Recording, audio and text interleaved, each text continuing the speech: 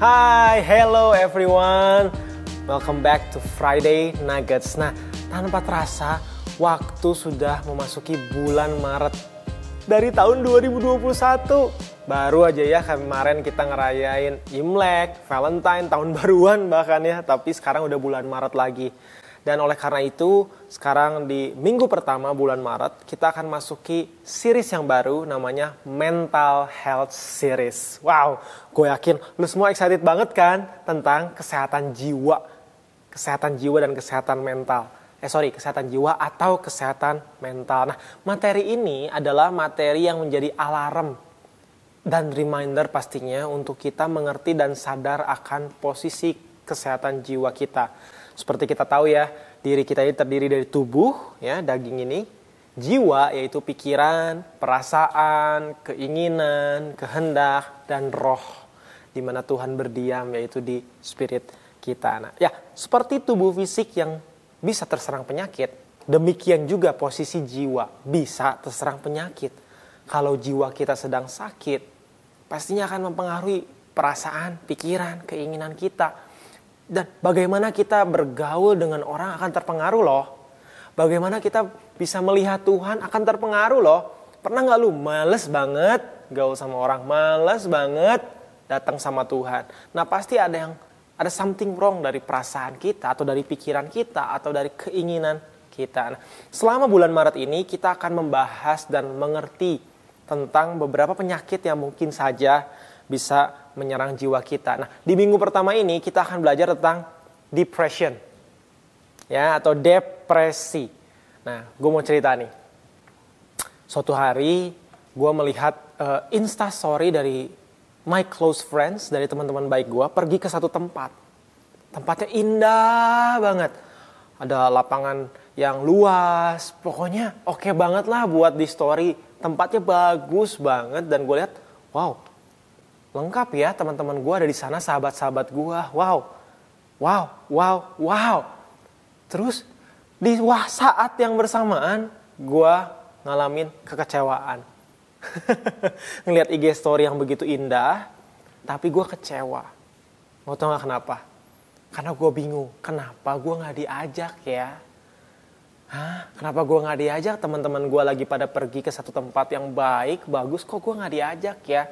Mereka semua post di sosial medianya. Kok gue gak diajak ya? Familiar dengan cerita ini guys? Mungkin lu pernah ada di posisi gue. Rasanya gimana? Kecewa kan? Gue punya ekspektasi bahwa gue juga ada di sana. Realitanya gue enggak. Bahkan diajak aja enggak. Akhirnya jarak inilah jarak yang disebut dengan kekecewaan. Nah, kekecewaan itu menyebabkan kesedihan. Menyebabkan rasa enggak nyaman. Dan kekecewaan itu kalau terus bertumpuk, mungkin bisa menyebabkan depresi. Ya, nah tapi hari ini kita nggak akan bahas kekecewaan, kesedihan. Yang mau kita bahas adalah depresi. Apa sih perbedaan antara lu feel sad atau depresi, stres gitu? Apa sih perbedaannya? Nah, kita lihat ya. Kalau regular sadness atau kesedihan pada umumnya seperti ini. People manage to deal with these feelings and get past them with a little time and care. Jadi kalau teman-teman merasa kesedihan, lagi sedih dan sebagainya, seharusnya ketika kita mulai care terhadap diri sendiri, kita mulai memberi perhatian lebih kepada diri sendiri, bagaimana kita bisa membuat diri fun, bisa selesai. Pass them with a little time and care. Kesedihan seharusnya bisa dihandle oleh waktu yang singkat dan sedikit kepedulian terhadap diri sendiri.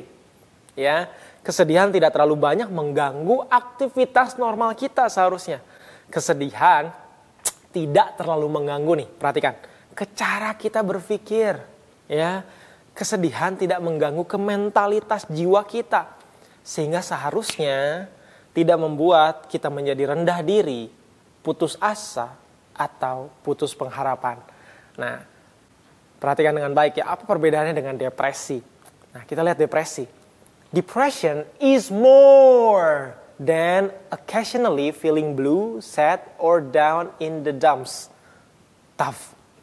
Depression is a strong mood involving sadness, discouragement, despair, or hopelessness that lasts for weeks, months, or even longer. Nah, perhatikan bedanya. Tadi ya, regular sadness itu sebentar, little time saja. Sedangkan depression itu bisa berminggu-minggu, berbulan-bulan, bahkan bisa mungkin lebih lama dari itu. Depresi itu mood yang kuat untuk tetap dalam kesedihan. Depression itu malah dia kuat banget untuk tetap dalam kesedihan. Menjadi tanpa semangat, putus asa. Nah ini berlangsung lama. Ya, tapi depresi juga lahir dari kekecewaan, bad mood. Entah itu kekecewaan terhadap kondisi, kekecewaan terhadap diri sendiri, kekecewaan terhadap keluarga, kekecewaan terhadap teman, dan sebagainya. Ya, dan akhirnya mulai mengganggu cara kita berpikir, mengganggu aktivitas normal kita, membuat energi kita cepat habis, motivasi kita menjadi lemah, kita jadi putus asa. Dan ini perhatikan dengan baik, konsentrasi kita sulit untuk fokus, sulit konsen terhadap satu hal. Kita kayak bingung gitu. Dan ini berlangsung cukup lama. Familiar dengan hal ini? Nah, lu hati-hati lu. Ya, kita mau lihat ya. Ini yang perlu dihati-hati. Nih, kita akan bahas tentang apa sih tanda-tandanya depresi. Yang pertama, perasaan dan mood yang negatif. Ya, ciri perasaan negatif nih ya, seperti ini nih ya.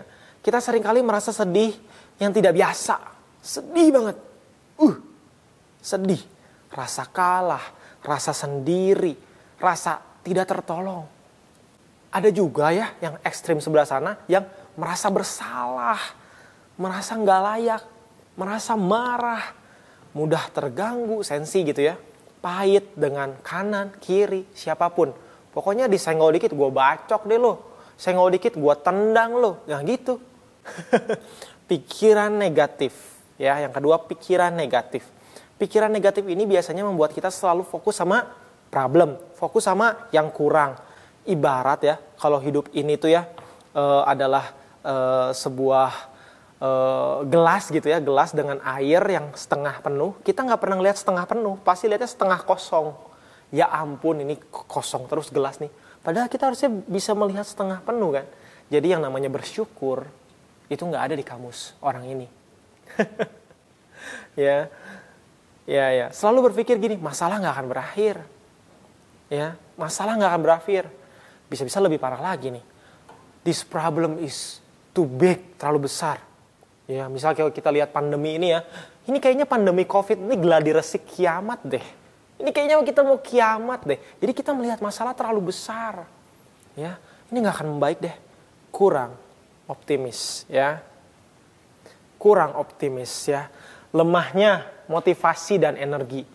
Kita susah sekali untuk mau optimis. Motivasi untuk maju, kita lemah. Kita nggak bisa untuk berpikir, kayaknya ke depan ada something good. No. Ya, bisa juga seperti ini ya. Terlalu self-critical. Selalu berpikir dirinya tidak dikasihi, dirinya tidak bisa, tidak percaya diri. Ya, tidak percaya diri. Ekstrimnya gini, bahkan ya, ada yang self-harm, melukai diri. Karena dia merasa diri dia, kurang oke banget. Ujungnya tidak bisa melihat solusi. Selalu melihat masalah. Ya, selalu melihat masalah. Makanya tadi ada susah fokus dan konsentrasi. Ada mulai masalah fisik ya. Masalah fisik lama-lama karena kita lesu. Jadi fisik kita pun turun. Ya, kurusan, mudah pusing.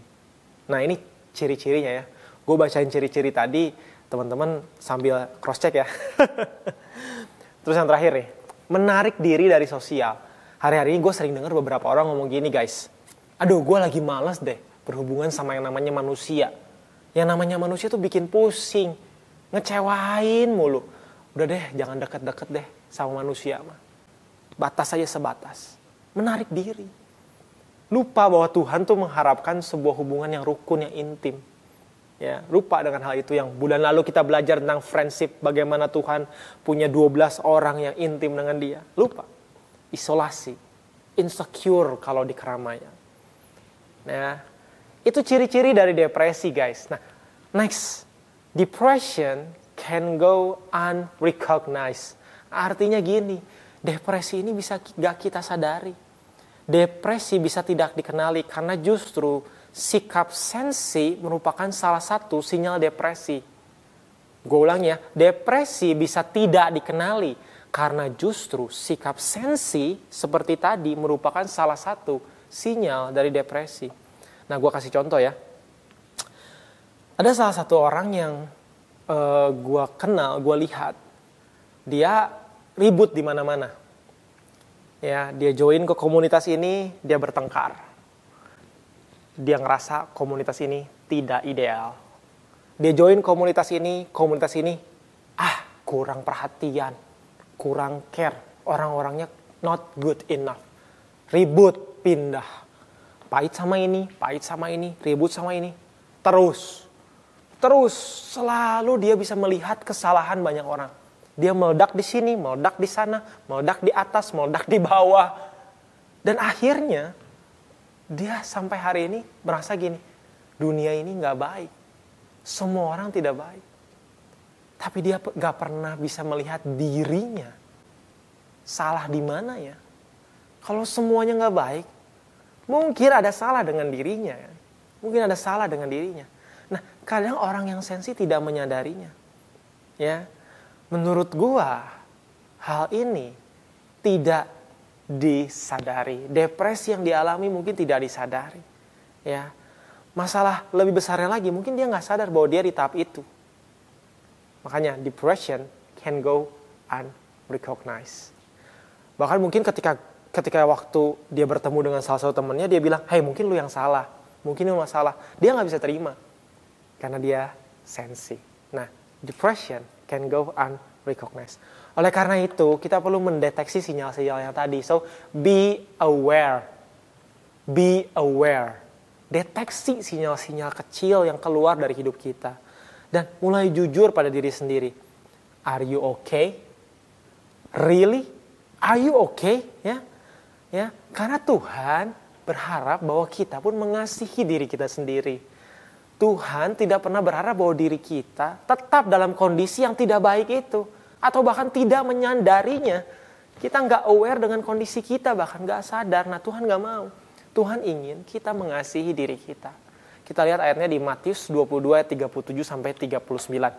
Firman Tuhan berkata, kasihilah Tuhan Allahmu dengan segenap hatimu dan dengan segenap jiwamu dan dengan segenap akal budimu. Yes, kasihi Tuhan.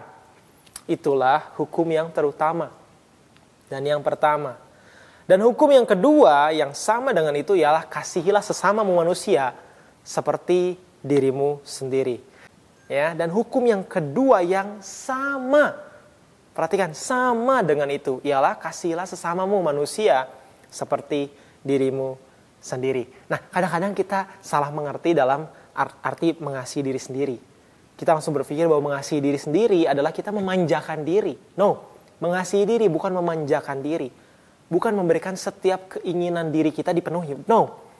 Ya, tapi justru mengasihi diri adalah mengambil tanggung jawab untuk mendisiplin diri.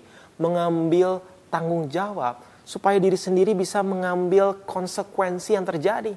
Menerima realita kenyataan diri sendiri. Mungkin diri sendiri lagi tidak oke, terima realita itu. Nah, itu justru bentuk mengasihi diri. Mengambil tanggung jawab ya dalam konteks depresi ini untuk apa? Untuk berani check up, self check up tentang kondisi diri. Berani mengambil tanggung jawab itu. Itu justru bentuk mengasihi diri. Kenapa? Dengan kita mengambil tanggung jawab untuk mendisiplin diri, untuk cek diri, artinya elu lagi ingin membuat diri lu menjadi lebih baik. Get better, ya.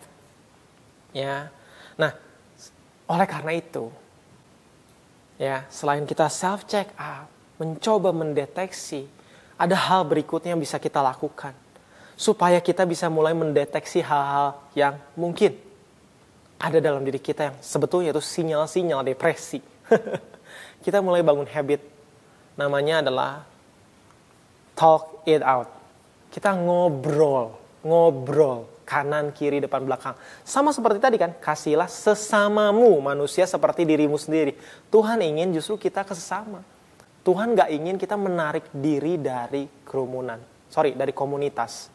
Ya, secara fisik mungkin kita harus menarik diri dari kerumunan. Tapi secara jiwa, secara mental, secara emosional, kita harus terkoneksi justru. We need connection to each other. So talk it out.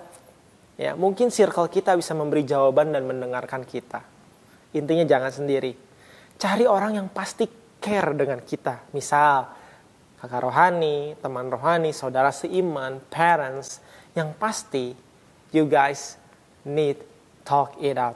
Kalian perlu mengutarakan, mengucapkan setiap perasaan, pikiran, mood yang lagi terjadi. Bangun habit ini, ya, utarakan dan ucapkan kepada orang yang Anda percaya. Karena sebetulnya kesendirian justru membawa keputusasaan. Sedangkan kebersamaan, bondings, itu justru membawa kepada pemulihan, membawa kepada perubahan, membawa kepada kenyamanan atau keamanan, ya. Yesus ternyata juga pernah melakukannya loh. Waktu Yesus mungkin mengalami perasaan takut, perasaan ngeri karena dia mau diserahkan ke tangan orang berdosa. Kita pelajari hidup Yesus, apa yang Yesus lakukan. Matius 26 ayat 37 sampai 38. Di situ adalah satu hari sebelum Yesus diserahkan ke tangan orang berdosa dan akan disalib. Apa yang Yesus lakukan? Dan ia membawa Petrus dan kedua anak Zebedeus sertanya. Maka mulailah ia merasa sedih dan gentar. Ini lagi sedih dan gentar. Lalu katanya kepada mereka, hatiku sangat sedih. Nah, talk it out. Yesus bicara seperti mau mati rasanya. Tinggallah di sini dan berjaga-jagalah dengan aku. Dia ngomong gitu ke Petrus dan kedua anak Zebedeus, ya. Sama seperti Yesus yang tidak mau sendiri dan mulai talk it out. Membicarakan ketakutannya. Padahal Yesus adalah Tuhan, ya. Kita juga perlu hidup bersama. Get support. Join community. Pastinya yang standarnya sesuai dengan firman Tuhan. Kita butuh orang yang mendengar kita. Kita butuh orang yang mau care dengan kita. Dengan kita get support, kita bisa merasa ditopang. Ya, sometimes kita bisa tertawa dengan mereka, ya. Cari orang yang bisa memberikan kita perasaan rileks. Cari orang yang bisa membuat kita berdoa bersama. Sama seperti Yesus berdoa, ya, bersama dengan Petrus, dengan kedua anak Zebedeus. Ya, walaupun kalau kita baca ayat berikutnya, Petrus dan kedua anak Zebedeus itu tidur. Tapi setidaknya Yesus melakukan hal ini. Mari kita pelajari apa yang Yesus kerjakan. Statement terakhir. Don't wait for depression to just go away. Ya, depresi itu nggak bisa pergi dengan sendirinya. Sinyal-sinyal tadi nggak bisa pergi dengan sendirinya. Kita harus mulai be aware dan kita mulai talk it out. Ya, kita mulai cari orang untuk bisa mendoakan kita. Seperti firman Tuhan di Yakobus berkata, hendaklah kita saling mendoakan, saling mengaku dosa supaya kita sembuh. Ya, nah, depresi tidak bisa pergi dengan sendirinya. Dan waktu belum tentu bisa menyembuhkan. Waktu mungkin bisa membuat kita lupa, tapi belum tentu bisa membuat kita menyembuhkan. Tidak otomatis, jangan dibiarkan. Ya, mungkin ini takes time, tapi jangan dibiarkan. Seperti tadi ya gue cerita bahwa salah satu bentuk mengasihi diri adalah kita mengambil tanggung jawab, menerima realita ini, menerima konsekuensi dan menghadapinya. Ya. Dan terakhir, apa yang Yesus lakukan di Taman Getsemani, doanya. Mungkin teman-teman juga mulai ingat ya doanya. Doa Yesus yang sangat-sangat selfless. Doa Yesus yang luar biasa. Ternyata ini pun yang merupakan cara bagaimana Tuhan melewati ketakutannya. Doa Yesus seperti ini. Tuhan, biarlah kehendak-Mu yang jadi, bukan kehendak-Ku. Itu doa Yesus. Tuhan, kalau boleh cawan ini lalu. Tuhan bilang kan, talk it out kepada Tuhan, kepada Bapa. Kalau boleh, cawan ini lalu. Tapi kehendak-Mu yang jadi, bukan kehendak-Ku. Artinya gini, terakhir, menyerahkan kehidupan ini kepada tangan Tuhan yang memegang seluruh alur kehidupan kita. Berserah, itu bukan berarti menyerah. Tapi berserah artinya kita punya iman. untuk mengakui bahwa Dia yang berdaulat atas hidup kita. Mengakui bahwa Dia yang mengatur hidup kita. Mengakui bahwa Dia yang mengerti setiap rancangan hidup kita ke depan. Mengakui bahwa Dia yang justru bisa membuat kita sembuh dan feel peace, damai lagi dalam hati. Karena Dialah sumber kedamaian. Nah, itu yang Yesus lakukan. Menyerahkan kehendak Dia kepada Bapa, dan biarlah kehendak Bapa yang jadi. Ya. So, hari ini kita belajar banyak dalam mengatasi depresi. Be aware, talk it out. Dan terakhir kita serahkan setiap kehidupan kita pada Tuhan. Dan itulah yang bisa membuat kita, membuat depresi pergi dalam hidup kita. Lakukan ini secara progresif, teman-teman. Sehingga kesehatan jiwa kita dan kesehatan mental kita bisa terjaga. Amin. Mari kita berdoa. Tuhan, terima kasih buat materi hari ini, kesehatan jiwa, kesehatan mental. Ini penting Tuhan. Kami mau mendapat sesuatu yang baik dari materi ini dengan mempraktekannya. Kami mau melakukannya Tuhan. Dan kami sadar Tuhan bahwa kesehatan jiwa, kesehatan emosi ini penting sekali untuk kami pelajari. Dan kami percaya bahwa Engkau Tuhan yang mengerti semua ini. Dan kami mau menyerahkannya pada Tuhan. Kami juga mau mengutarakannya kepada sesama. Dan kami mau mengambil tanggung jawab untuk memperbaiki kondisi ini. Kami tidak mau melari, kami tidak mau diam saja Tuhan. Terima kasih. Berdoa kami serahkan kehidupan kami semuanya ke dalam tangan Tuhan. Terima kasih dalam nama Yesus. Amin. Amin. Amin. Amin. Thank you. God bless you.